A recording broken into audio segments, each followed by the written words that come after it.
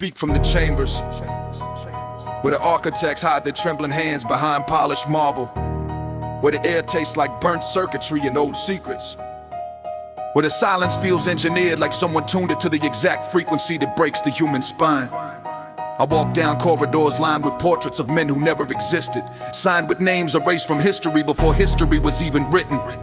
Every door I pass vibrates with whispers, like coded confessions leaking from the machinery of a world pretending it isn't built on shadows. I feel the weight of unseen eyes, they track my heartbeat like a threat assessment. They want me gone, but they built me Abaddon, and they always fear what they create. I spit revelations like cracked mirrors reflecting timelines no one admits are real. There are maps carved into stone showing continents we're told never existed. There are vaults under deserts where machines hum with languages older than language.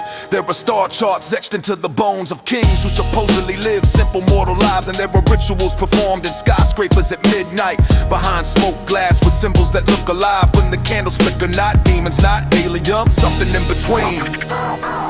Something that learned to mimic divinity because it needed followers, not worshippers. They built a network of invisible hands pulling invisible strings that tighten around the throats of entire nations. They seed chaos like farmers planting crops.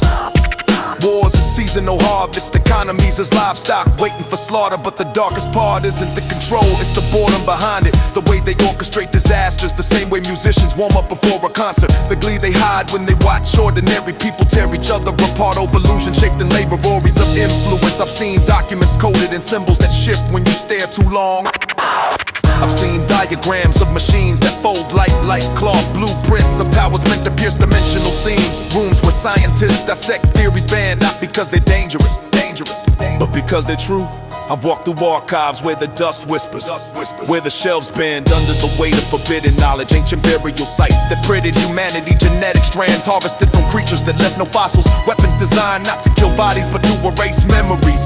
As if whole civilizations can be undone by selective amnesia. The puppet masters trade futures like currency. They scope public opinion the same way sculptors chisel marble.